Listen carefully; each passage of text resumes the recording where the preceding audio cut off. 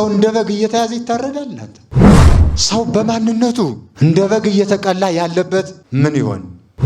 እግዚአብሔርስ አንድ አዳምን ፍለጋ ያንን ሁሉ መከራ የከፈለለትን ያን ሁሉ መከራ ከፍሎ ያዳነውን ሕዝብ ለምን ይሆን አሳልፎ የሰጠን? ሰው በረገድ መቀበርን እንኳን አለማግኘት እንዴት ያለ ጭንቅ መሰላችሁ እንዴ! ሰማያትን የሚያንቀጠቅጥ ንጉሥ ይዘን ማንም ተራ መጥቶ መከራ የሚያበላል ለምንድን ነው? ለምን ይሁን ንጉሳችን ዝም ያለው እንዴ? ያለ ሰራዊት የሚዘምት አምላክ ያለን ሰዎች እኮ ነን። ሁሉ ከእጁ ላይ ያለለት ነው እኮ ከእጁ ላይ ሆኖ እዚህ ላይ እኮ ነው። አንድ ሰው ሲታረድ በጦር ሲወጋ ሲገደል እኮ እጁ ላይ እንደዚህ እያየው እንደዚህ ሲያስታውሱ በእጁ መካከል ከዚች ላይ እና ለምን ይሁን 99 በጎች ያሉት 100 በጎች ያሉት አንዱን ሄዶ ይፈልጋል፣ ባገኘውም ጊዜ ደስ ይለዋል፣ ይሸከመዋል ተብሎ ተሸክሞት ስጋውን ለብሶ መጥቶለት፣ አሁን ግን ደም እንደ ጎርፍ እየወረደ እንደ ራሔል ልጆች አፈር በሰው ደም እየተለወሰ በሰው አጥንት እየተፎካ ቅዱስ ስጋው ክቡር ደሙ የፈሰሰበት ቤተክርስቲያን ደሙን የነጠበበት በእሳት እየተበላ እሱስ ለምን ዝም አለ ይሆን? እነዚያ ወንድሞቻችን እኮ ምናልባት ነገ እንሰራለን ብለው ጀምረው የተውት ስራ ነበረ። ምናልባትም ነገ እንደፍነዋለን ብለው የተለሙት ትልም ነበር። ምናልባትም በዚህ ዓመት እንጨርሰዋለን ብለው ያቀዱት እቅድ ነበር። ምናልባት ነገ እንሳ እንገባለን ብለው አቅደው ቀርተው ይሆን? ይህስ አይሆን አምላካችን። እዚያ መካከል የነፍስ አባታቸውን ቀጥረው ሁሉ እኮ የቀሩ ይኖራሉ። እግዚአብሔር የሰላም አምላክ ነው። በቀልም ያውቃል፣ ይበቀላል። የሚበቀልበት ቀን ደርሷል ብሎ ይበቀላል። ደሙ ፈሳ አትቀርም። በእነዚያ ክርስቲያኖች ውስጥ የእርሱ ደም አብሮ አለ፣ የእርሱ ስጋ አለ። እንዴ እኔ እስከ ዓለም ፍጻሜ ድረስ ከእናንተ ጋር ስጋዬን የበላ ደሜን የጠጣ እኔ ከእርሱ ጋር እኖራለሁ እርሱም ከእኔ ጋር ይኖራል ብሎ እናንተን መግደል መስዋዕት እንደማቅረብ አድርገው የሚወስዱበት ቀን ይመጣል ብሏል።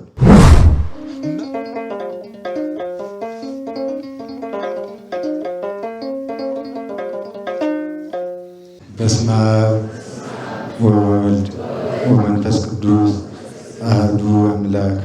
በስመ አብ ወወልድ ወመንፈስ ቅዱስ አሐዱ አምላክ። በስመ አብ ወወልድ ወመንፈስ ቅዱስ አሐዱ አምላክ አሜን። ይትባረክ እግዚአብሔር አምላከ አበዊነ ቅዱሳን ዘሰመየ ሕማማተ ወልዱ ክብረ ወስባተ።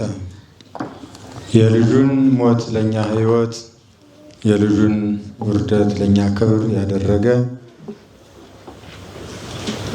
እግዚአብሔር አብ አባታችን ወደዚህ ምድር መጥቶ ከውድቀታችን ያነሳን እግዚአብሔር ወልድ ፈጣሪያችን አባታችን እግዚአብሔር መንፈስ ቅዱስ በአንድነቱ በሦስትነቱ ዘመናትን ሳይቆጥር ዓለማትንም ሳይፈጥር ሲሰለስ ሲቀደስ የነበረ ዓለማትንም ፈጥሮ በፍጥረታቱ አንደበትም የሚመሰገን ዓለሙን እንደ መጋረጃ ጠቅሎ እንደ ወርቅ አንከብሎ አሳልፎ እርሱ ግን ለዘላለም በማይቋረጥ ሕያው የሆነ ምስጋናው ሲሰለስ ሲቀደስ የሚኖር የአባቶቻችን የአበው አምላክ የእኛም አምላካችን አንዲት ለምትሆን ዘላለማዊት መንግስቱ ክብርና ምስጋና ይድረሰው። እናታችን ቅድስት ድንግል ማርያም፣ ቅዱስ መስቀሉ፣ ቅዱሳን ነቢያት፣ ሐዋርያት፣ ጻድቃን፣ ሰማዕታት፣ ቅዱሳን በሙሉ እግዚአብሔር ባከበራቸው ክብርና ጸጋ መጠን ክብርና ምስጋና ይድረሳቸው። ለእናንተም እንደሚገባችሁ የእግዚአብሔር ቤተሰቦች በሙሉ በቅድሚያ የተከበሩ አባታችን የገዳማችን አፈ መምህር አባ ኃይለ ሥላሴ፣ በዚህ የተሰበሰባችሁ የክርስቶስ ቤተሰቦች ሁላችሁም እዚህ የተሰበሰባችሁ አንድ አምላክ በሚሆን በአብ በወልድ በመንፈስ ቅዱስ ስም ፍጹም ሰላምታ ሰላም እላችኋለሁ። እንደምን ዋላችሁ? እንደምን ከረማችሁ? እንደምን እስከ ሰዓት አደረሳችሁ? አሜን። እግዚአብሔር አምላካችን በቸርነቱ ታግሶ ከዚህ ዕለት ያደረሰን ክብርና ምስጋና ይድረሰው።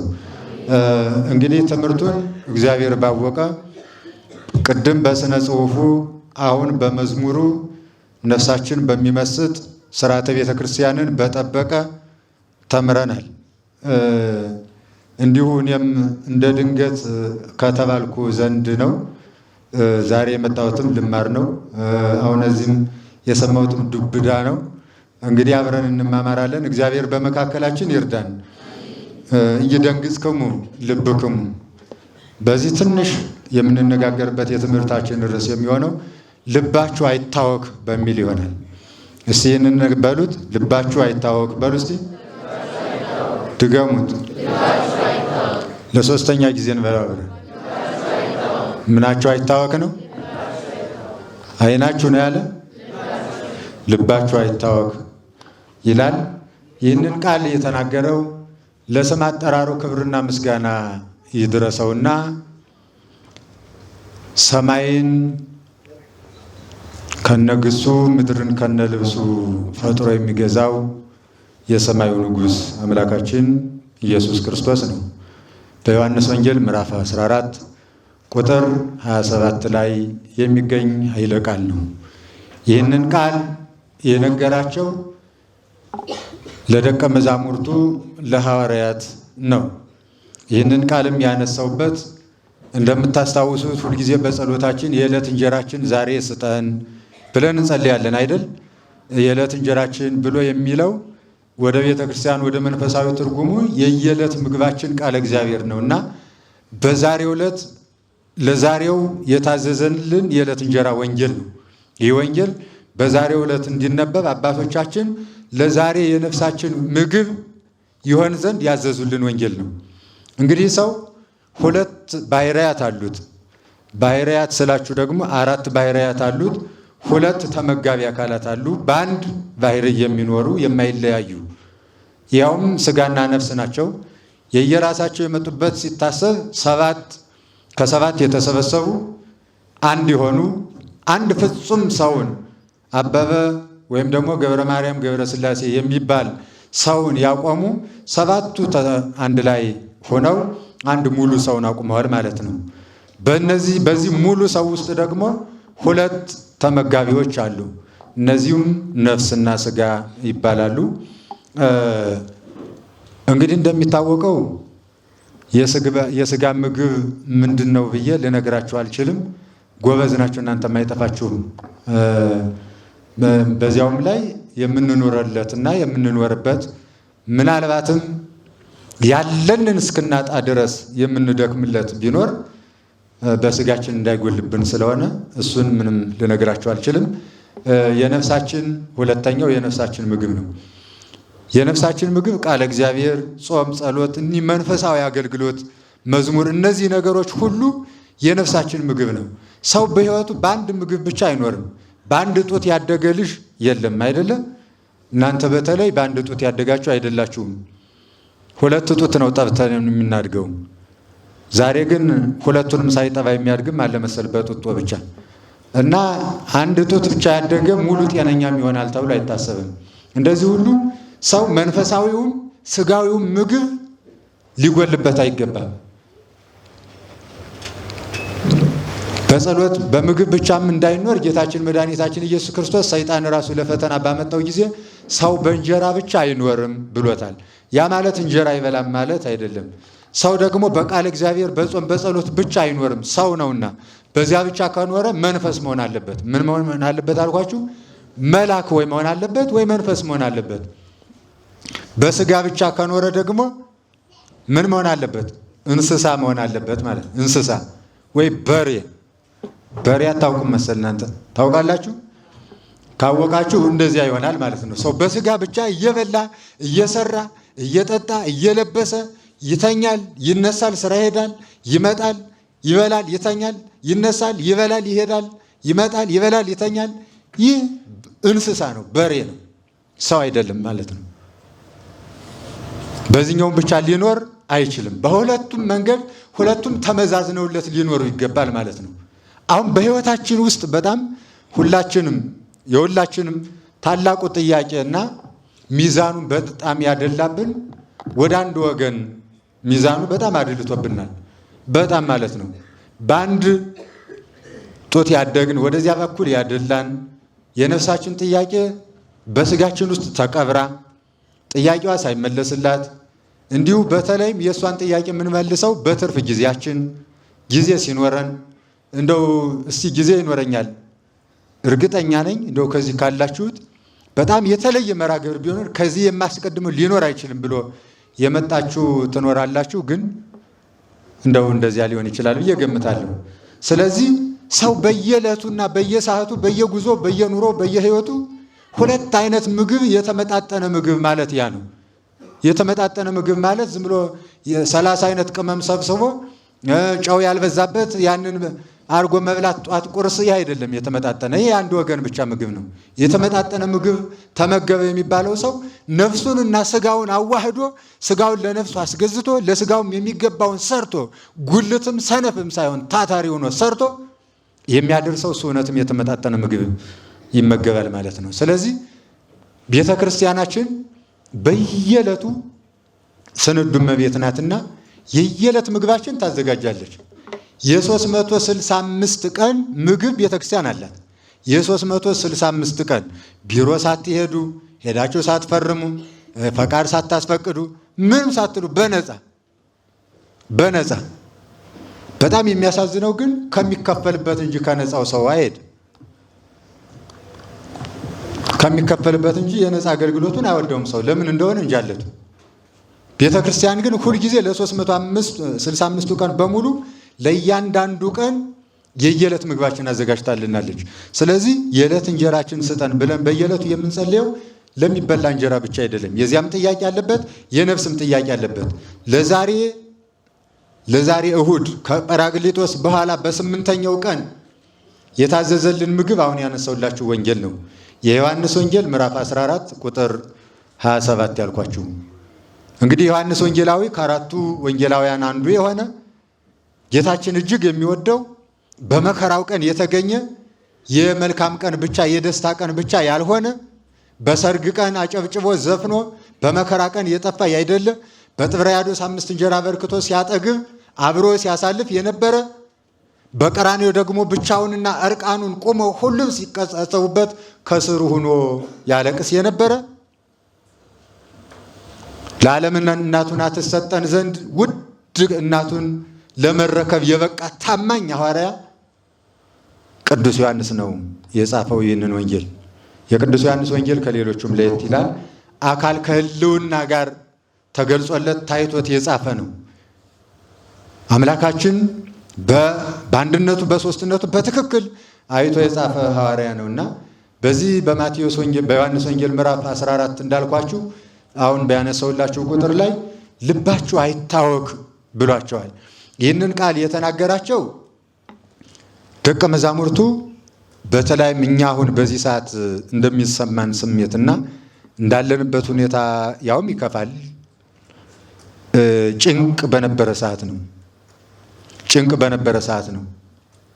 አምላካቸው አባታቸው ፈጣሪያቸው መጋቢያቸው ሆኖ ሳለ ግን ከነሱ ወደ አብ እሄዳለሁ እያላቸው ነበረ። ሊሄድ ሲል ነው የነገራቸው።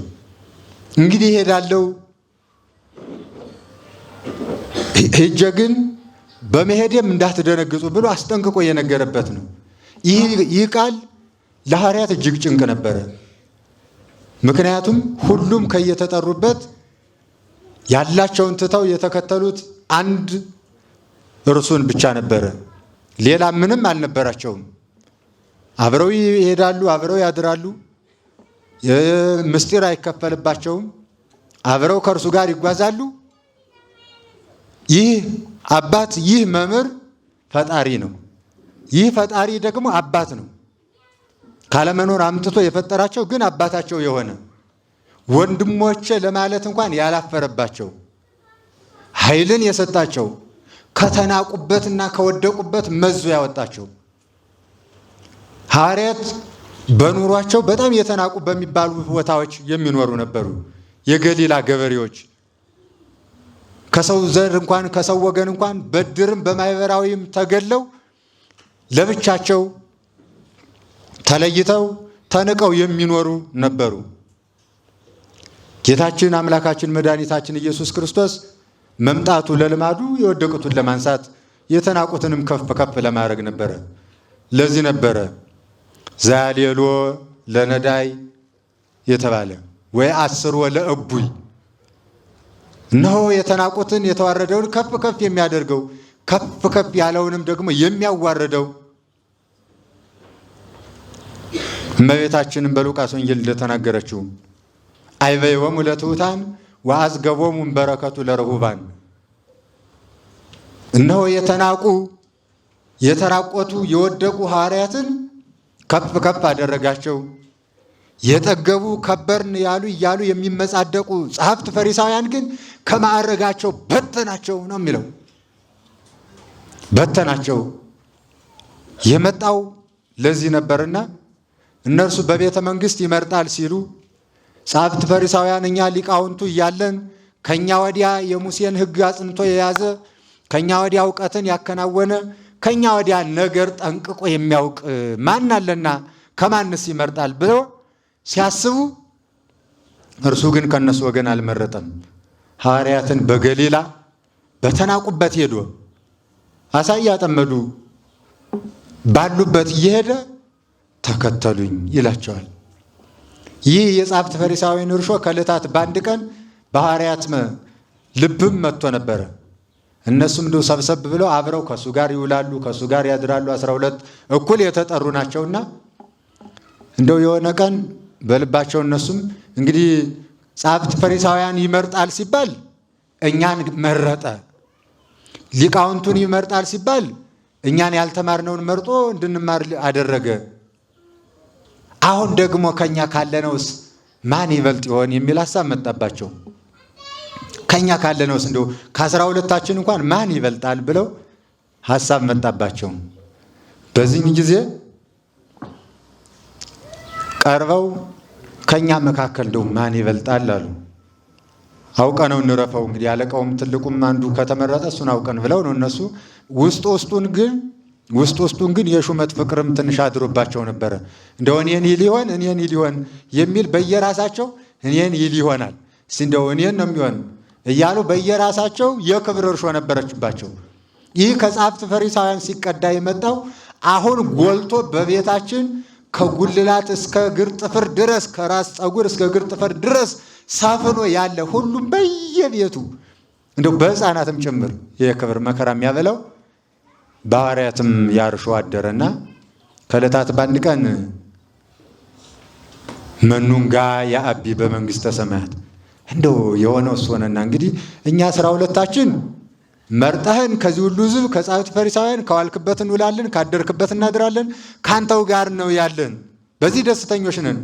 ብንሞት እንነሳለን፣ ብንራብ እንመሳለን።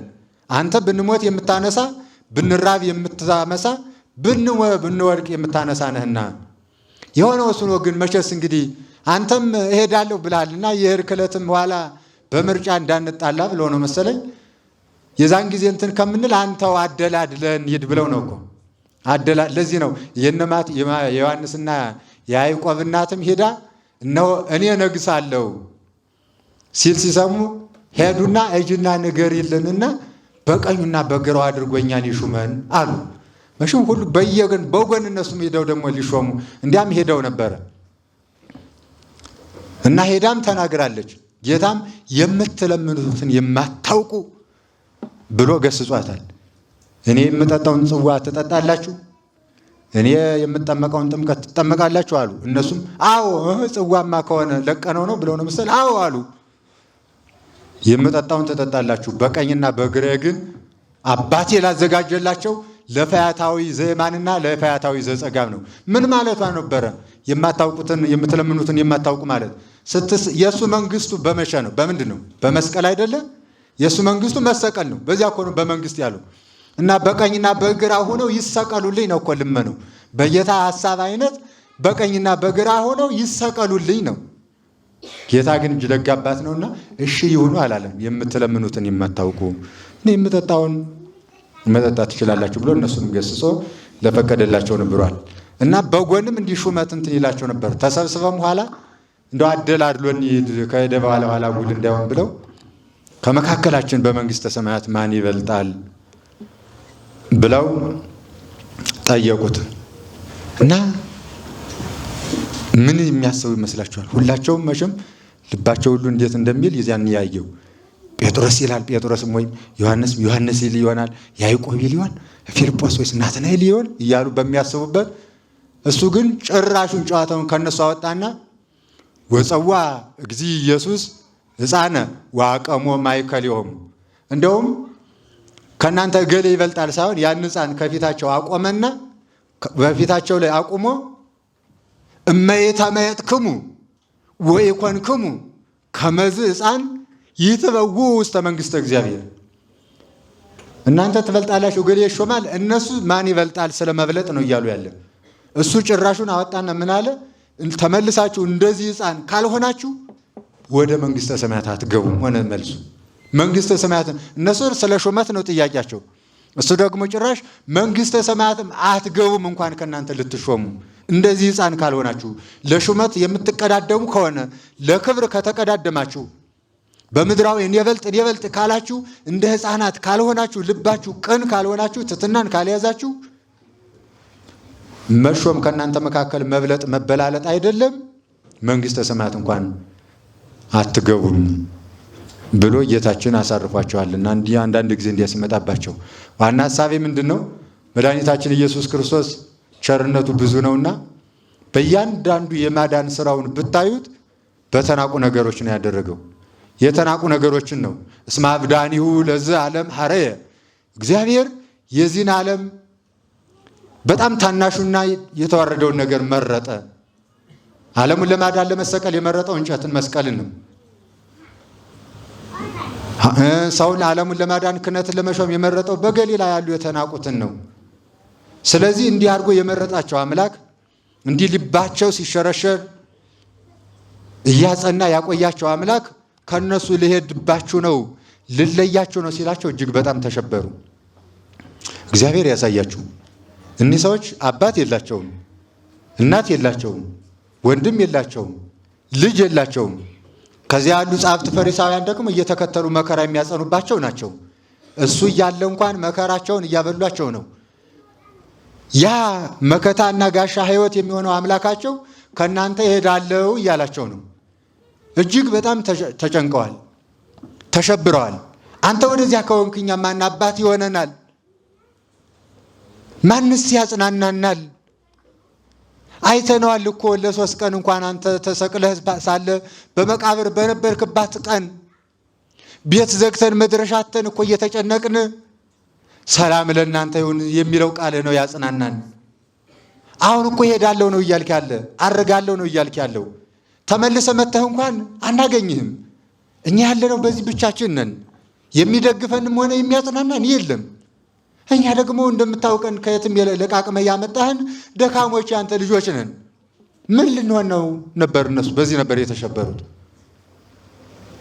እንደው እንኳን ጌታችን መድኃኒታችን ኢየሱስ ክርስቶስን የሚያክል አምላክ አብሮ እንደ አባት አብሯቸው እየተመገበ አብሮ እየዳሰሳቸው አብሯቸው እየዋለ እያደረ ይቅርና እንደው አባት እንኳን ሲሄድ ወደ ሆነ ቦታ እንዴት ነው እንትን የሚለው?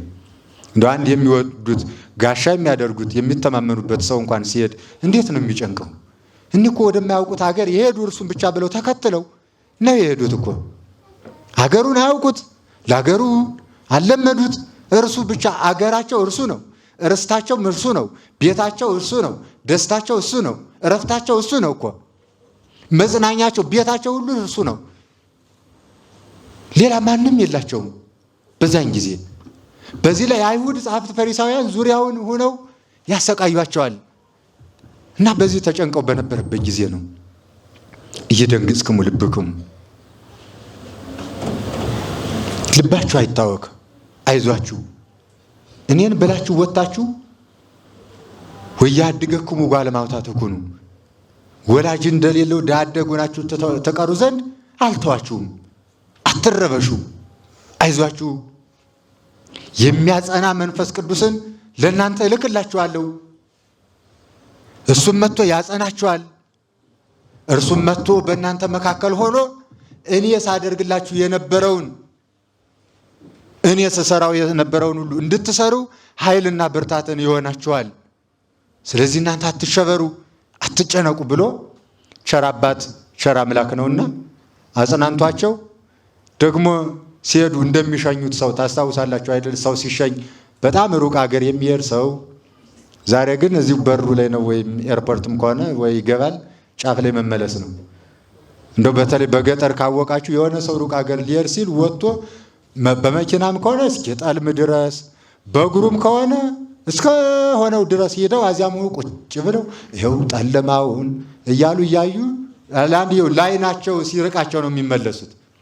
እና ሐዋርያትም ጌታችን ኢየሱስ ክርስቶስ እንዳይደነግጡ በአንድ ጊዜ አልተሰወራቸውም። አካላዊ እንደሆነ ለማሳየት እንዘ ይባርኮሙ ተራአቆሙ ይላል።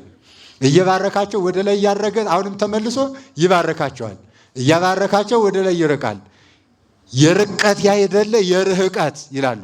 በመራቅ ነው እንጂ በመርቀቅ ሳይሆን ከዓይናቸው እስኪሰወር ድረስ ያንን ቃል እንኳን ብሏቸው ሲያርግ እየባረካችሁ አይዟችሁ፣ ይኸው ብርቅም እኔ ከእናንተ ጋር ነኝ፣ እስከሚጠልም ለእናንተ ዓይን ነው ብሰወር እንጂ እኔ ግን አብሬያችሁ ነኝ፣ እኔ ግን ከእናንተ ጋር ነኝ።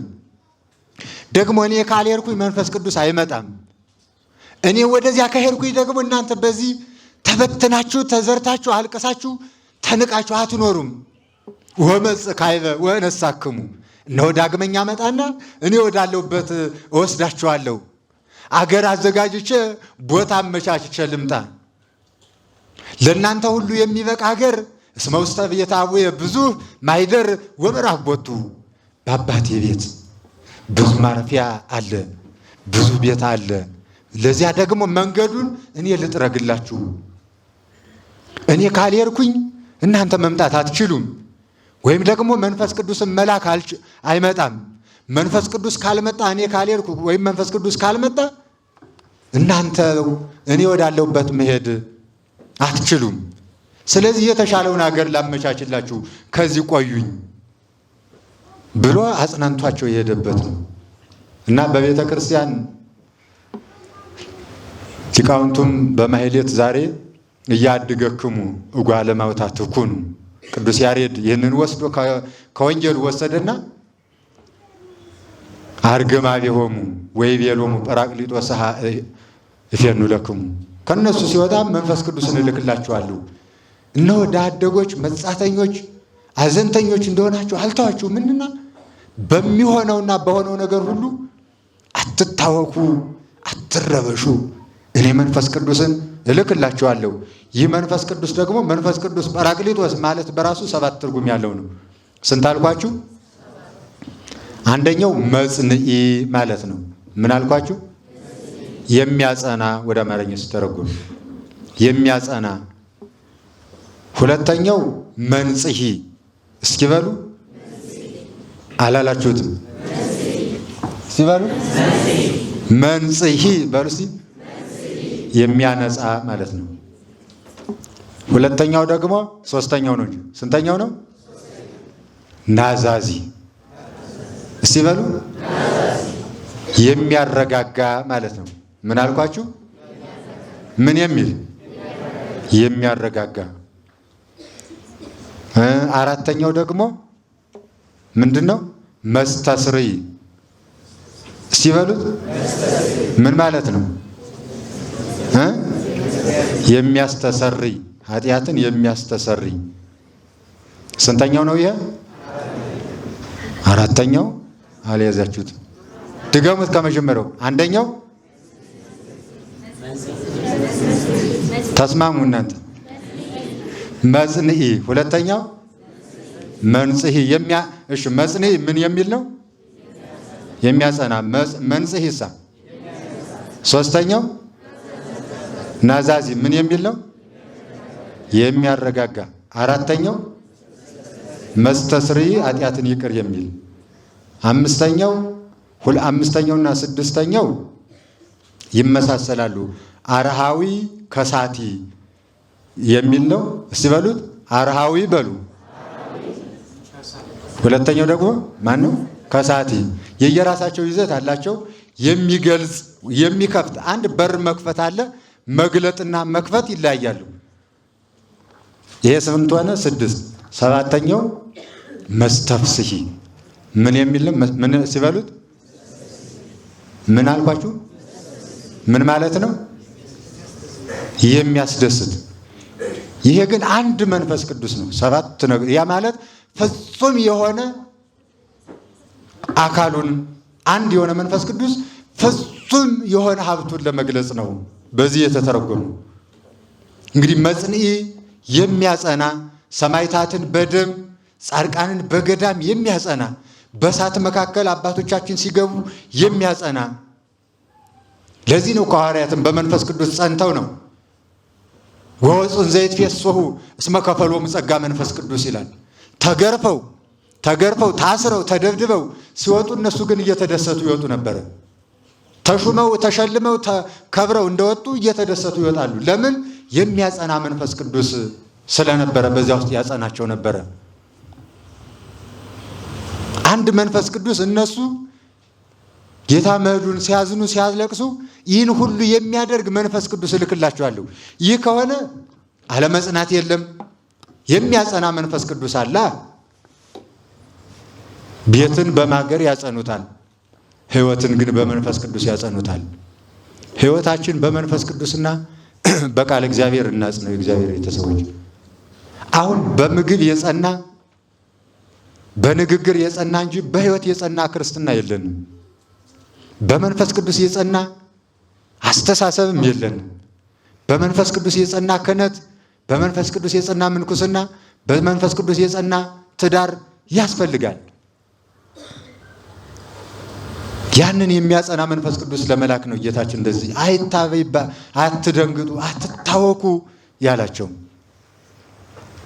ሌላው ደግሞ የሚያነጻ የቱንም ያክል በደለኞች እንኳን ብንሆን ብረትን በብረት ማጠቢያ የራሱ መወልወያ ያለው የእያንዳንዱ የራሱ ማጠቢያ ያለው የሰው ልጅ ልቡናና አይምሮ ግን መታጠቢያው ሀብተ መንፈስ ቅዱስ ነው።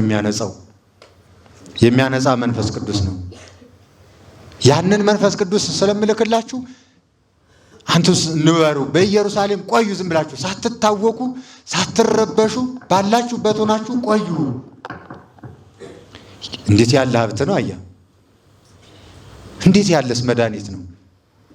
ሁሉን የሚሆን ባሉበት እንዲጸኑ የሚያደርግ በነገስታት ፊት ኃይልን፣ ብርታትን፣ ጽናትን የሚሰጥ አላያችኋቸውም? እነ ቅዱስ ጊዮርጊስ እዚህ ካለነው እኮ ምናልባት ቅዱስ ጊዮርጊስ የሚበልጠው ሰው በእድሜ አይኖርም። 27 ዓመት ነው ቅዱስ ጊዮርጊስ በዘመኑ የኖረው። ደግሞም ዝቅን በል ካለ ሕፃኑ ቅዱስ ቂርቆስ 4 ዓመት ያልሞላ 3 ዓመት ነው የኖረው።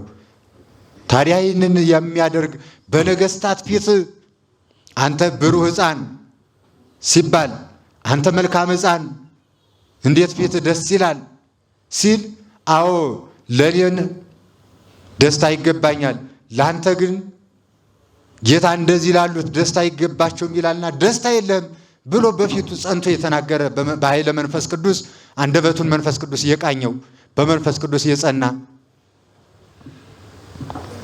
ያንን ኃይል ነው። አሁን በጣም እግዚአብሔር ቢፈቅድና ቢያደርግልንና ብናገኘው የመንፈስ ቅዱስን ጽናትና የመንፈስ ቅዱስን መንጻት ብናገኝ ኑሮ አሁን የምንሰማውም የምናየውም አይሆንም ነበር። እንደምታዩት ይህ ሳምንት ጌታችን መድኃኒታችን ኢየሱስ ክርስቶስ ወደ ሰማይ አድርጎ መንፈስ ቅዱስን ልኮ 8 ቀን ዛሬ መደምደሚያው ነው። 8 ቀን መንፈስ ቅዱስን ተቀብለው ሐዋርያት ያከበሩት በዓል ነው።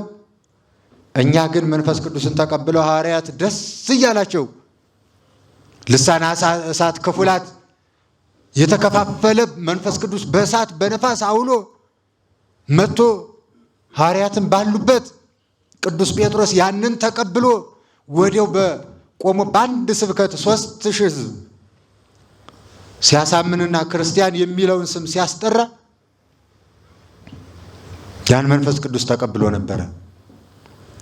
በአንጻሩኛ ደግሞ እንዲህ ባለው ሳምንት የምንሰማውም የምናየውም የሰማነውም የቆየነውም ሞታችንና መገደላችን ጨምሮና በዝቶ ከፍቶም ጭምር ያየንበት ሳምንት ነው። ወገኖቻችን ክርስቶስ ወደዚህ ምድር መጥቶ ስጋውን ቆርሶ ደሙን አፍስሶ የገዛቸው የክርስቶስ መንጋዎች እስከ መቃብር ወርዶ የፈለጋቸው የክርስቶስ በጎች መጥቶ ማንሳት ብቻ ሳይሆን ስጋቸውን ለብሶ ያነጻቸው ለነሱ ስለሆነ ነው። የክርስቶስ በጎች ሰማያትና ምድር ዓለም በሙሉ ተደምሮ ካንዳቸው የራስ ፀጉራቸውን እንኳን ሊተካ የማይችል ውድ የክርስቶስ ዕንቆች በደቂቃና በሰከንድ እንስሳት በቀረበት ዓለም እንደ እንስሳት በመታረድ የሞት ወግ እንኳን ሳያገኛቸው በሰላም እንኳን የመቀበር ወግ ሳይደርሳቸው በሰላም እንኳን እንዲቀበሩ በሰላም ቤተሰብ አልቅሶ እንዲቀብራቸው እንኳን እድል ያላገኙ ያሟሟት ማዕረግ እንኳን ሳይደርሳቸው ወገኖቻችን ሙተዋል። ሰምታችኋል፣ ታውቃላችሁ። እኛም ከገዳም ሰምተናል። እንኳን እናንተ። ታዲያ ለምንድን ነው ጌታችን አትታወቁ እልክላችኋለሁ ብሎን አልነበረ? እኔ ሰላምን እሰጣችኋለሁ ብሏል እኮ። አነ ሰላም ይሁበክሙ አኮ ዘሁበክሙ በከመ ይሁብ ዓለም። እኔ ሰላሜን እሰጣችኋለሁ። እኔ የምሰጣችሁ ሰላም ዓለም እንደሚሰጠው አይደለም። ዓለም ግን የሚሰጠው ከአንዱ ነስቶ ለአንዱ ነው። አንዱን ቀምቶ ወደ አንዱ ነው። ያውም ጊዜያዊ ነው፣ ምድራዊ ነው። እኔ የምሰጣችሁ ሰላም መቼና የት የማይባል ነው። እስከ ዘላለም ጸንቶ የሚኖር በባሕርና በገደል በጨለማ መካከል እንኳን አብሮ የሚጓዝ ሰላም ነው እኔ የምሰጣችሁ። ዓለም እንደሚሰጣችሁ አይደለም አለን። ታዲያ ሰላም የት ሄደ? የትስ ገባ? ቤተ ክርስቲያኒቱስ ምን አደረገች? ይቺ ቤተ ክርስቲያን እኮ ፊደል በሌለበት ዛሬ ዶክተር ፕሮፌሰር ምናምን ምናምን ምናምን ምን ሳይኖር የፊደል እጅግር አውጥታ የሰጠች ቤተ ክርስቲያን፣ አገርን እንደ አገር በታሪክ የጠበቀች ቤተ ክርስቲያን፣ ሰነድን ሰንዳ ያስቀመጠች ቤተ ክርስቲያን ውለታዋ ባይከፈል አንሶ ምንስ አደረገችና እንዴ? ትናንት እኮ በእንግድነት ተቀብላ ባበላችሁ ባጎረሰች እኮ ነው። በእንግድነት እኮ ነው ትናንት የተቀበለች። እንግዳ ማብላት ማጠጣት ልማዷ ስለሆነ ምንስ አደረገች? የማንንስ ምን ነካች? የማንንም ክብራት ነካ? ስራቷም ጉዟም የራሷ ነው። ማንንም ደግሞ አይቃወምም እኮ ሕጓ። በማንም ላይ ምንም አትመክርም። ለመኖር ያልተፈቀደላት ከየትም ሰብስባ ባኖረች ለመኖር ያልተፈቀደላት እቺ ቤተ ክርስቲያን ምን አድርጋ ነው እንዴ? ታሪክ እኮ አፍ አውጥቶ ቢናገር፣ ታሪክ እኮ ቢመሰክር፣ ታሪክ የሚያይ ልቡና ቢኖር፣ የሚያስታውል ሊቅ ምሁር ፕሮፌሰርም በሉት ማንም ቢኖር ያለ ቤተ ክርስቲያን እኮ ሊቅነት የለም፣ ውድቀት እንጂ በሀገሪቱ ላይ እንዴ። እንኳን ለኢትዮጵያ ለዓለም የእኛን ወስደው ሌላ ቀይረው እያመጡ ሌላ አስመስለው ባላየ አይናችን ያሳዩናል እንጂ ከቤተ ክርስቲያናችን የወጣ ምንስ ነገር ኖረና? ታዲያ ይቺ ቤተ ክርስቲያን ተቀብላ ያበላሽ ቤተ ክርስቲያን፣ ተቀብላ ያጠጣሽ ቤተ ክርስቲያን፣ አገር ሰጥታ ቤት ሰጥታ ያኖረሽ ቤተ ክርስቲያን እንዴ ከአምላኳ ውጭ ሌላ መልእክት ተልኮ የሌላት ቤተ ክርስቲያን፣ አምላኳም እንጂ ሰውን እሙባት በሰው ላይ ዶልቱባት ሳይሆን ለሚገድሏችሁ ጸልዩ፣ የሚጠሏችሁን ውደዱ፣ የሚረግሟችሁን መርቁ ብሎ አውጆላት መመሪያ አስቀምጦላት ሄደ ቤተ ክርስቲያን።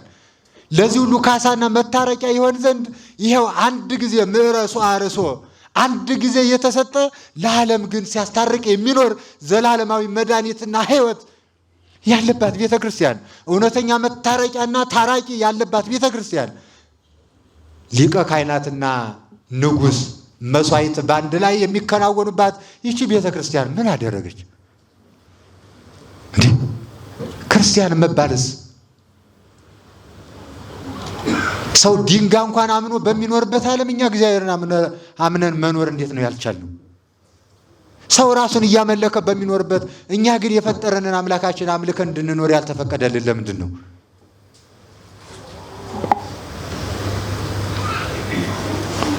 ብቻ ይገርማል። የሆነው ነው። የሁሉ ከማንም እና የማንም አይደለም። እዚህ ያለ ነው። የሌሉት ያልሰሙት አይደለም። እዚህ ያላችሁ ምሁራንም ምሁራትም በሉት ዝሁራትም እንበለው በእኛ የመጣ ነው። ሌላ በማንም አይደለም።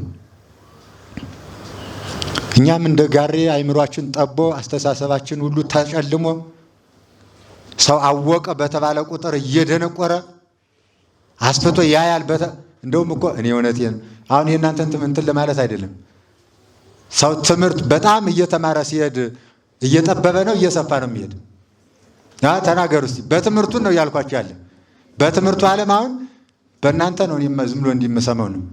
አሁን አንድ ሰው ዲግሪ ተመረቀ እንበልና የሆነ ነገር እየጨመረ ሲሄድ እየጠበበ ነው የሚሄድ እየሰፋ ነው የሚሄድ?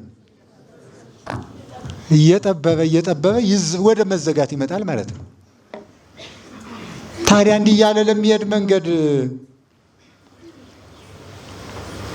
የሀገሪቱን ውለታ የማያውቅ መንገድ በሚኖርበት ያልተበረዘና ያልተከለሰ የ7500 ዓመት ታሪክ ያላት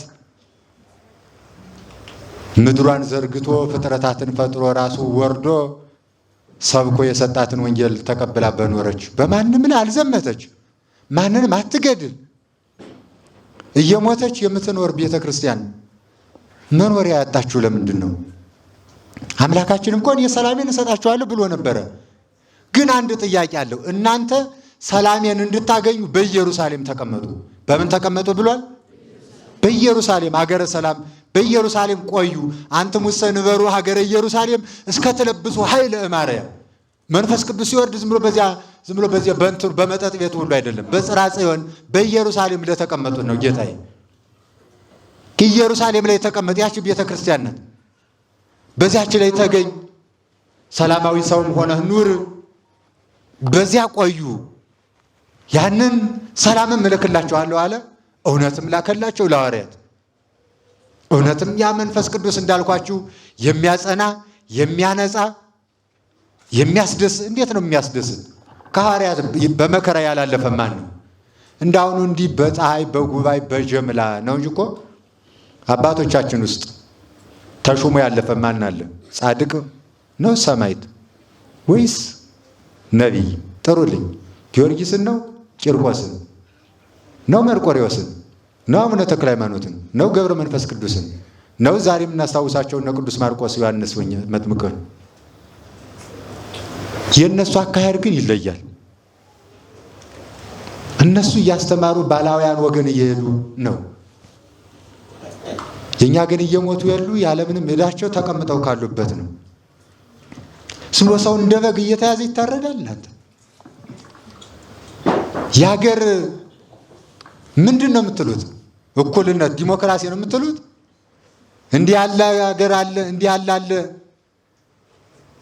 ብሎ በሚታወጅበት ዓለም ሰው በማንነቱ ከመልኩ የተለየ መልክ የለው፣ ከነገዱ የተለየ ነገድ የለው የክርስቶስ እንጂ እንደ በግ እየተቀላ ያለበት ምን ይሆን? ምንድነው ነገሩስ? እግዚአብሔርስ አንድ አዳምን ፍለጋ ያንን ሁሉ መከራ የከፈለለትን ያን ሁሉ መከራ ከፍሎ ያዳነውን ሕዝብ ለምን ይሆን አሳልፎ የሰጠን? ለማይረባ አእምሮ አሳልፎ የሰጣቸዋል ብሎም ተነግሯል። ያ የሚሆነው እነሱ በኢየሩሳሌም አልገኝ ሲሉ ነው። ስለዚህ እግዚአብሔር ቤተሰቦች ጌታችን አትታወቁ አትደንግጡ ብሏል። በዚህም ልንታወቅ ልንረበሽ ሳይሆን እኛ ግን እንዴት ራሳችንን እንይ ነው። የሆነውን ነገር ሁሉ በእኔ ኃጢአት ነው ብላችሁ እስቲ ያስቡት። በእኔ ነው። እዚያ ያሉ ወንድሞቻችን የታረዱት እንዴ! ሰው በረገድ መቀበርን እንኳን አለማግኘት እንዴት ያለ ጭንቅ መሰላችሁ። እና እኛ አሁንም እንኳን የማይገባን ለምን ይሆን? እዚህ ያለው ሁሉም አሁን እያንዳንዱ እንኳን ወንድሞች እህቶች እዚህ ቁማችሁ ተናገሩ ቢባል የ5 ሰዓት ስብከት ይሰብካል። ሁሉም ያውቃል፣ ያነባልም አውቃለሁ ይላል፣ ግን አያስታውልም። ለምን ይሆን? በእያንዳንዱ የምንሰማቸው ደውሎች ሁሉ ተመየጡ እያለ ነው። አሁን አውሬው እግርን ነክሷል ነው። እግርን ከነከሰ ታዲያ ዝም ብሎ እንደዚያ ሰውዬ ተወው እግሬን ያዘ ዝም በል ዝም ብለህ ነው የሚሻለው? ወይስ እንደ ሰባት ካት እስከ አንገት እየጠለሙ መዝፈን መጨፈር ነው የሚሻለው? ወይስ አሁን እኔ ምን ማድረግ እችላለሁ ብሎ ከራስ መመለስ ነው የሚሻለው? ይህ እኮ ኧረ ተመለሱ እያለ ነው እንዴ! ሰማያትን የሚያንቀጠቅጥ ንጉሥ ይዘን ማንም ተራ መጥቶ መከራ የሚያበላል ለምንድን ነው? ለምን ይሁን ንጉሳችን ዝም ያለው? እንዴ ያለ ሰራዊት የሚዘምት አምላክ ያለን ሰዎች እኮ ነን።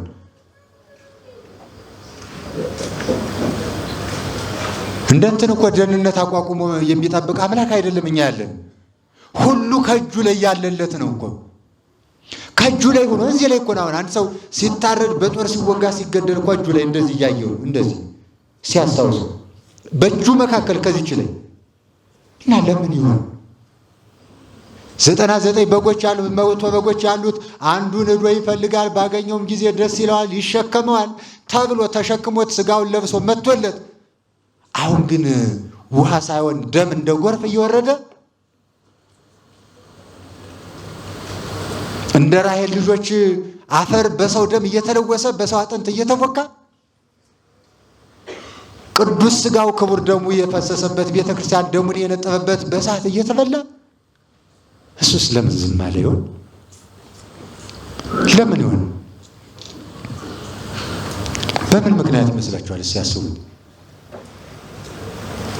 እና የእግዚአብሔር ቤተሰቦች አሁን በእያንዳንዱ ደወልና በእያንዳንዱ መልእክት እግዚአብሔር የንስሐ የጥሪ መልእክት ነው። ዘመን እንደሆነ እያያችሁት ነው። እነዚያ ወንድሞቻችን እኮ ምናልባት ነገ እንሰራለን ብለው ጀምረው የተውት ስራ ነበረ። ምናልባትም ነገ እንደፍነዋለን ብለው የተለሙት ትልም ነበር። ምናልባትም በዚህ ዓመት እንጨርሰዋለን ብለው ያቀዱት እቅድ ነበር። ምናልባት ነገ ንስሐ እንገባለን ብለው አቅደው ቀርተው ይሆን? ይህስ አይሆን አምላካችን ነገ እንዲህ ልበልና እነዚያ መካከል የነፍስ አባታቸውን ቀጥረው ሁሉ እኮ የቀሩ ይኖራሉ። እና የእግዚአብሔር ቤተሰቦች አምላካችን ያለ ሰራዊት የሚዋጋ ሁሉ ከፊቱና ከእጁ ያለለት የሚሳነው ግን አንድ ነገር የሌለ ቸርና ርኅሩህ ደግ አባት ነው። ፀሐይን ለሁሉም የሚያወጣ የሚያጠልቅ የየሁላችን ማንነት ሸፍኖ እንዲህ የሚያቆም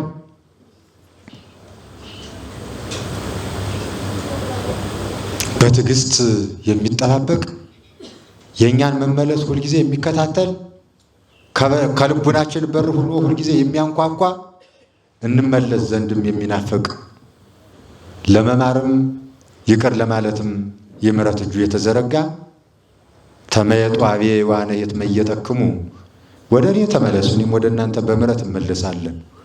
ወመሳበይክሙ እምቢ ብትሉ ግን ሰይፌ ትበላችኋለች አለ። ይሄው እየበላችን ነው የምላችሁ። ይሄው እየበላችን ነው። ታዲያ መቼ ይሆን የሚገባል? አሁንም እንኳን ሆኖ ወደ መጥበብ አይምሯችን እንጂ እኮ ወደ ተሻለ የርና አይደለም።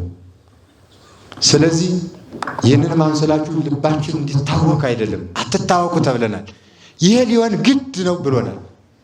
ጥያቄው እኔ በዚህ ውስጥ የኔ ድርሻ ምንድን ነው? በዚህ ተግባር ውስጥ የኔ ህይወት የኔ ድርሻ አለበት ወይ? የነዚያ የሞቱት ደምም ሆነ የገዳዩ ከኔ እጅ አለ ወይ? ይህ ነገር ምናልባት በእኔ ምክንያት መጥቶ ይሆን? ግድ እዚህ ባህር ዳር ፈለገ ገነት መሆን አለበት እንዴ? የለበትም እኮ። ንና አባል ወውቱ ርዕስ የተባለ አንድ ራስ ያለን እሱም ክርስቶስ መለያሌ እጅ እግር አካላት ሆነን እኛ ቁመን ያለን ከአካላቶቻችን እጃችን እግራችን እየተቆማመጠ ያለ ራሳችን ሲቀር ግን ያልገባን ሰዎች እኮ ሆነ ያም ሆኖ አሁንም ቢሆን ቅዱስ ጳውሎስ መኑ አይመመክሙ ወሰባ ገላትያ ወአብዳን ሰባ ገላትያ እናንተ የገላትያ ሰዎች እናንተ ሰነፎች ማን ናዚም አደረገባችሁ? እስቲ በሉት ይህን ቃል በሰው ላይ ሲሆን ትናገም አደረገብን በሉት። ማን አዚም አደረገብን በሉት። አደረገባችሁ ለማን ነው የምትሉት? ለማን ነው የምትሉት? ማን ነው አዚም ያደረገብን? እና እባካችሁ የእግዚአብሔር ቤተሰቦች እንድንረበሽም አይደለም ጌታችን አትታወቁ አትረበሹ ብሎናል። መገደልም እንዳለ እነሆ ይገድሏቸዋል፣ እናንተን መግደል መስዋዕት እንደማቅረብ አድርገው የሚወስዱበት ቀን ይመጣል ብሏል። መከራችሁ ጭንቅ ነው ብሎናል። ግን በዚያ ውስጥ እናንተ ራሳችሁን ተስተካከሉ፣ እናንተ ራሳችሁን እዩ፣ አስታውሉ።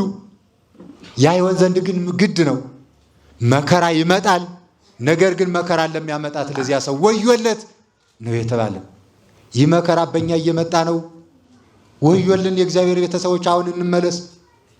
የጠበበ አእምሯችን ፈተን ወደ አንድ እረኛችን ወደ ክርስቶስ እንመለስ። ያለን አንድ አባት ነው። ያለን አንድ መምህር ነው። ያለን አንድ ርስት ናት። የተለየ ሀገርም ሆነ ርስትም ቤትም ቦታም የለንም። ያለን አንድ ቤት ነው። የምንቆመውም አንድ ላይ ነው። መቋሚያችን አንድና አንድ ናት። ወይ በግራ እንቆማለን ወይ በቀኝ እንቆማለን። እኛ የምንከተለው አንድ ርዕስ ነው። እሱም እኔ ሰላሜን እሰጣችኋለሁ ያለንን ቀኝ እጁን ዘርግቶ ሐዋርያት በተዘጋ ቤት ሲታወቁ ሲጨነቁ የሚደርስላቸው አጥተው ሲያለቅሱ እንደተዘጋ ገብቶ ቸር አምላክ ነውና ስከፍተውማ ደግሞ እንዳይደነግጡ ብሎ እኮ ነው ከፍቶት መግባት ይችል ነበር። ሲያለቅሱ እኮ ተጨንቀው አዳራሹ ነው አሁን መጡብን፣ አሁን ከፍተውት ቢገቡ የት እንደርሳለን፣ አሁን ማናለን እያሉ ሲረበሹ አሁን እንዲያ ያንኳኩ ጭብ ከፍተው ደግሞ ደንግጠው እንትን ይላሉ ብሎ እንደተዘጉ ከመካከላቸው እዶ እኮ ወደፊታቸው ሲቆምም ሳያዩት ከፊታቸው ቆመና ሰላም ለእናንተ ይሁን አስታረኳችሁ አላቸው። ለአንድ ጊዜ ያንን ቃል ዛሬ ባለን መጥቶ ለአንዲት ቀን ብቻ እንደው አንድ ጊዜ ሰብስበውላችንም ባለበትም ሆኖ ይችል ነበር። የሚያበላላንን ሰይጣን ሁርም ድሬ ሰይጣን ብሎ በጴጥሮስ በኩል የገሰጸውን ለአንድ ጊዜ ገስጾት አንድ ጊዜ ሰላም ለእናንተ ይሁን የሚለውን ቃል ነግሮን ይህንን ያዝንን አዚም ነቅሮ የሚጥል ቃል ተናግሮን አንድ ሆነን ከ10 ደቂቃ በኋላ ወዲያውኑ ባረም ሁላችንም በሞት እና የእግዚአብሔር ቤተሰቦች እኔ አሁን እየኖርን አይምሰላችሁ። ይህም ስለሆነ ምን እንበል አይደለም። ከራሳችን ጋር እንታገል፣ በራሳችን ላይ እንዝመት፣ የራሳችን ድርሻ እንወጣ፣ የራሳችን ስራ እንስራ። እግዚአብሔር የሰላም አምላክ ነው። በቀልም ያውቃል፣ ይበቀላል። የምበቀልበት ቀን ደርሷል ብሎ ይበቀላል። ደሙ ፈሳ አትቀርም። በእነዚያ ክርስቲያኖች ውስጥ የእርሱ ደም አብሮ አለ፣ የእርሱ ስጋ አለ። እንደ እኔ እስከ ዓለም ፍጻሜ ድረስ ከእናንተ ጋር ስጋዬን የበላ ደሜን የጠጣ እኔ ከእርሱ ጋር እኖራለሁ እርሱም ከእኔ ጋር ይኖራል ብሏል። እኔ ከማን ጋር እኖራለሁ? ከእርሱ ጋር እኖራለሁ። ለዚህ እኮ ነው አንድ አባት ጌታዬ አንተ ስጋዬን የበላ ደሜን የጠጣ እኔ ከእርሱ ጋር እኖራለሁ ብላል። ስለዚህ እኔ ስጋህን በልቻለሁ ደምህንም ጠጥቻለሁ። አሁን አንተ ከእኔ ጋር ነህ። ስለዚህ አሁን እኔን ከፈለክ ወደ ሲኦል እንኳን ብትከተኝ አብረናት እንወርዳለን፣ አንተም ትወርዳለህ አለ። ለምን? ስጋዬን የበላ ደሜን የጠጣ ምን እላለሁ ብሏል። እኔ ከእርሱ ጋር እኖራለሁ እርሱ ስለዚህ ስጋህን በልቻለሁ፣ ቃል ሕያው ነው። ወደ ሲኦል ብትወርደኝ አብረህ ትወርዳለህ። ምን ማለት ነው? አንተ አብረህ ከወረድክ ደግሞ ሲኦል ምን ይሆናል? ገነት ይሆናል ነው። እና እንስተካከለኛ ባካችሁ ዝም ብላችሁ አሁን ዝም ብሎ ሆይ ምን ትተን እስኪ እንስተካከል። እንደ ስራ እንደ መዋቅር የሚጠበቅባቸው ወይም የሚጠበቅብን ሰዎች ይኖራሉ አሉ። አሁን በልቅሶም ብቻ በንባም ብቻ የሚሆን አይደለም እያልኩት ያለ እኛ የየድርሻችን የየራሳችን እንወጣ ነው። እባካችሁ ቅዱስ ጳውሎስ ይላችኋል። ምን አላችሁ? ቅዱስ ጳውሎስ እንዲህ ብሏችኋል። አስተበቋክሙ አዊን አነ ጳውሎስ ሙቁ ለክርስቶስ፣ እኔ የክርስቶስ እስረኛ ጳውሎስ እማልዳችኋለሁ ወንድሞቼ። እስቲ በሉት እኔ የማን እስረኛ? እኔ የማን እስረኛ? እኔ የማን እስረኛ? እማልዳችኋለሁ ወንድሞቼ፣ የክርስቶስ እስረኛ ሙቁሁ የኔ ክርስቶስ እስረኛ ዓለም እማልዳችኋለሁ። አስተበቋክሙ ኀዊነ ከመ ተሐልዉ በዘተጸዋዕክሙ ጽዋዔ በየተጠራችሁባት አጠራር ጸንታችሁ ትኖሩ ዘንድ እማልዳችኋለሁ። ክርስቶስ እንዳኛ አድርጌ ይላል። በምን ትኖሩ ዘንድ አለ? በተጠራችሁባት አጠራር። ምን ማለት ነው? በተጠራችሁባት ጸንታችሁ ትኖሩ ዘንድ። ለዝማሬ ተጠርተ ከሆነ በዝማሬ ጸንተ ትኖር ዘንድ፣ ለቅዳሴም ከሆነ በቅዳሴ ጸንተ ትኖር ዘንድ፣ ለስብከትም ከሆነ እንዲሁ በተጠራችሁባት ተጠርታችሁ ትኖሩ ዘንድ እለምናችኋለሁ። አንድም ለተጠራችሁላት አጠራር ክርስቶስ ተብሎ ክርስቲያን ላሰኛችሁ ለክርስቶስ እውነተኛ ክርስቲያኖች ሆናችሁ ትኖሩ ዘንድ እማልዳችኋለሁ ይላል ቅዱስ ጳውሎስ። እማልዳችኋለሁ። ወይም ደግሞ በግርማ መንግሥቱ መጥቶ በቀኙ አቁሞ ንዑ ሀቤየ ቡሩካኑ ለኀወየ የአባቴ ቡሩካን ኑ ዓለም ሳይፈጠር የተዘጋጀላችሁ መንግሥተ ሰማያትን ትወርሱ ዘንድ ብሎ መልካም ቃል ሊያሰማ ነው የፈጠራችሁና ለዚያ እንደሚገባ ትኖሩ ዘንድ እማልዳችኋለሁ ይላል። ላውጣው እዚህ ጥሩ ነው። እስቲ መጽሐፍ ቅዱስም አገኘው።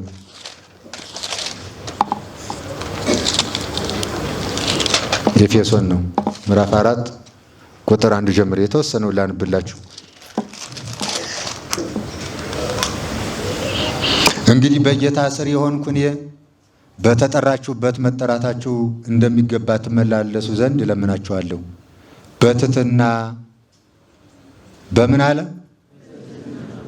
እንደ ተጠራችሁበት በየትኛውም መጠራራችሁ ሆናችሁ ግን በምን ተጓዙ አለ?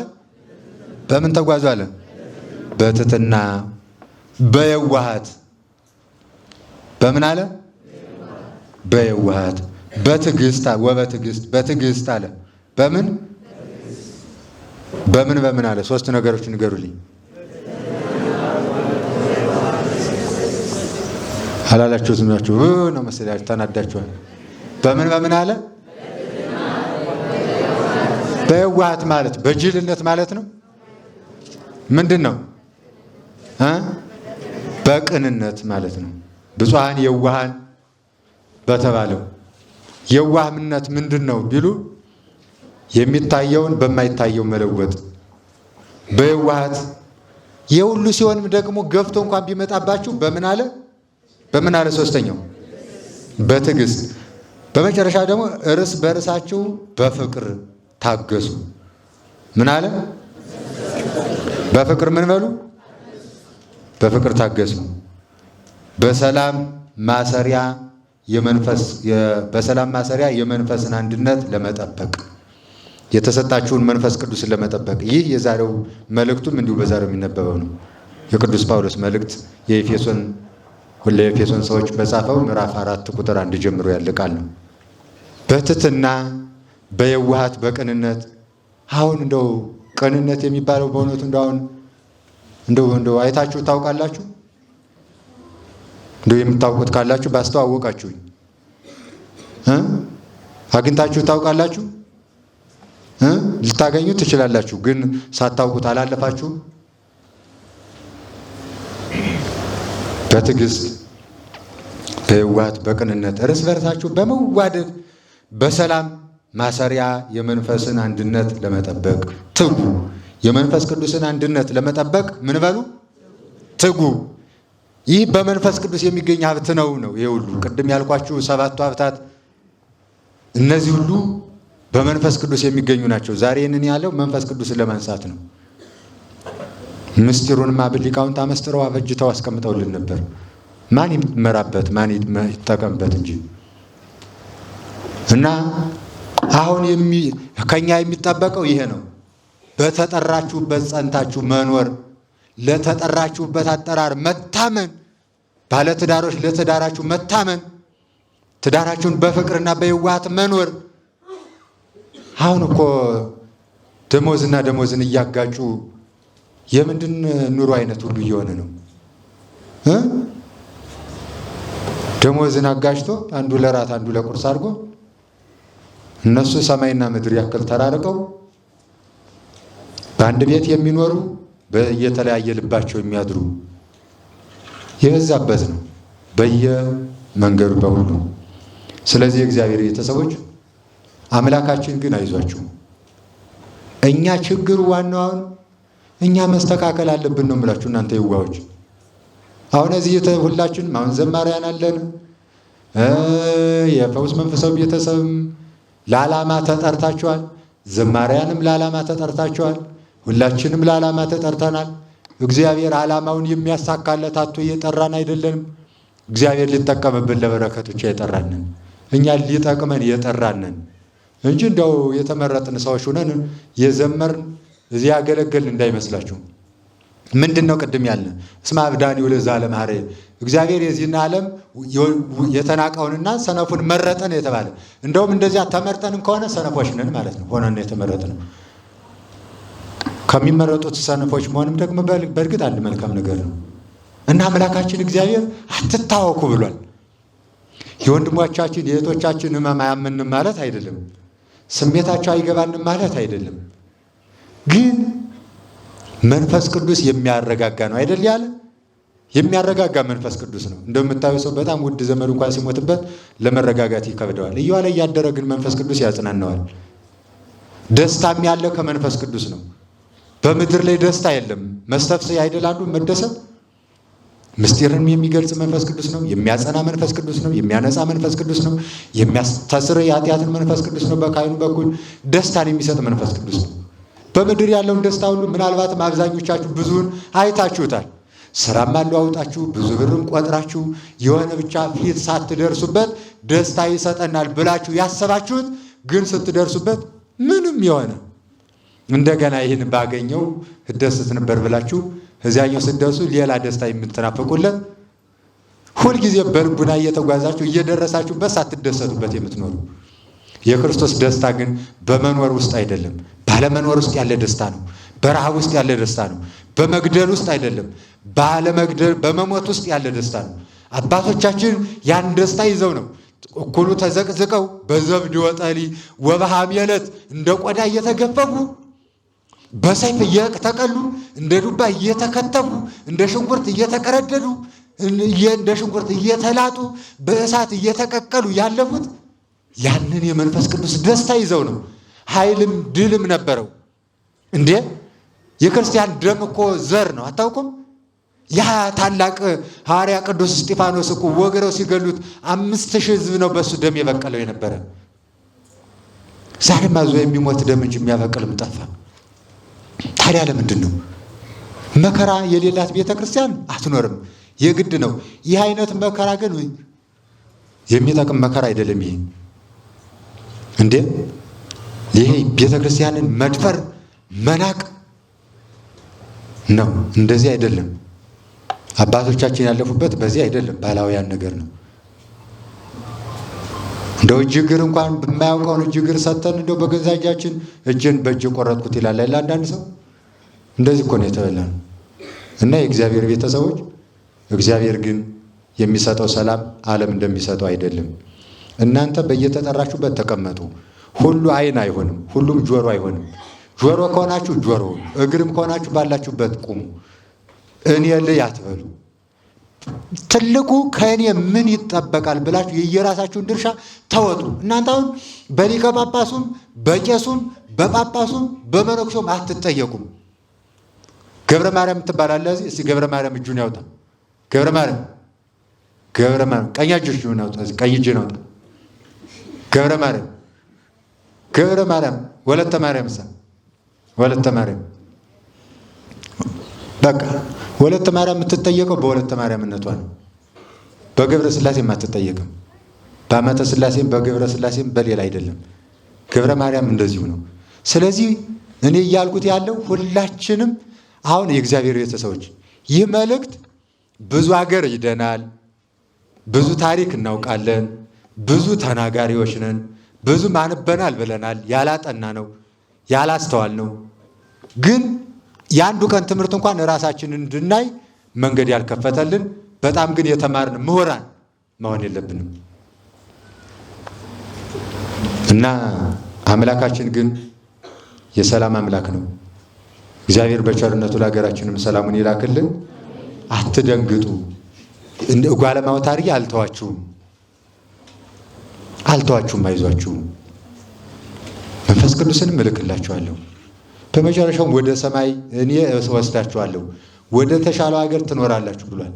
አሁን እኔ የሚያሳዝነው አንደኛው የቤተ ክርስቲያኒቱን መናቅ፣ ንቀት፣ ሁለተኛው እየሞትን ያለነው ሳንዘጋጅ መሆኑ ነው እንጂማ ምኑን ሳኑሮን ነው። እዚህ ሁላችን በአንድ ቀን አምላካችን ፈቃዱን ወስዶን በተሻለው ሀገራችን ባዘጋጀልን በኖር እዚህ እየጠበብን እየተበላላን እንጂ ምንስ የተሻለ ኑሮ ስኖረ ነው።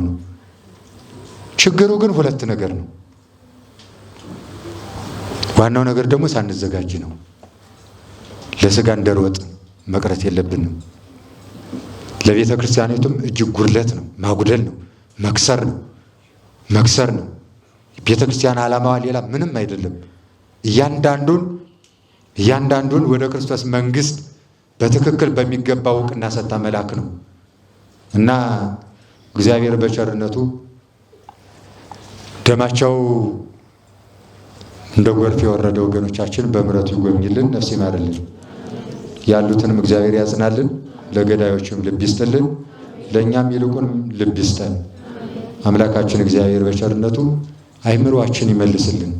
አሁን ሁላችንም በጣም ያወቅን ምሁራን ግን አይምሯችን ለእኛ ያልታዘዘን ሰዎች ሆነናል እና አምላካችን ራሳችንን እንድናይና ጉድለታችንም ሞልተን የሀገራችንም የቤተ ክርስቲያናችንም ጉድለት የቤተ ክርስቲያናችንም መከራ በቃ ይበልልን።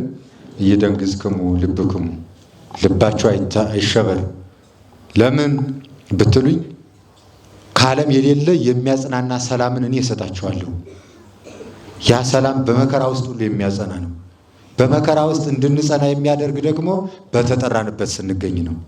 ዝም ብሎ እያውደለደሉን በመጽናት የለም። መንፈስ ቅዱስ ዝም ብሎ እንደ ጥይት ሲታኮስ ዝም ብሎ እንትን ብሎ እንደሚያርፍ አይደለም። ዝም ብሎ በየሜዳው አያርፍም። መንፈስ ቅዱስ የወረደው በጽርሐ ጽዮን ነው፣ በኢየሩሳሌም ለተቀመጡ ነው።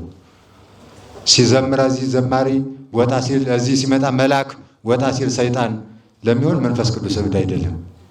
ስለዚህ ሁላችንም በየተጠራንበት ጸንተን ራሳችን ከወራሪ እናድን ነው የምላችሁ። አሁን እኮ የቆምን ዝም ብለን ምስል እየሆን ነው እና አምላካችን በቸርነቱ ልቡናችን ይመልስልን። አባታችን ጓለማውታ አድርጎ አይተወንም። በመካከላችን ሙሉ ጊዜ ያለ ነው። ተዘጋጅተን ሞትንም ኖርንም ግን እኛ መዘጋጀት አለብን። ያን በልቅሶም ብቻ አይደለም፣ በሚመለከተው ሁሉ ራሳችን አዘጋጅተን መጽናት ይገባናል። የቅዱሳን አምላክ በቸርነቱ በቃ ይበለን፣ በደላችንም ይቅር ይበለን። እግዚአብሔር አምላካችን በቸርነቱ ማይበሩንም ያስፋልን፣ ልጆቻችን ዘማሪያኑንም እግዚአብሔር ይጠብቅልን። እግዚአብሔር አምላካችን በቸርነቱ ሁላችንም ይቅር ይበለን። ወስብሐት ለእግዚአብሔር። ይቆያል።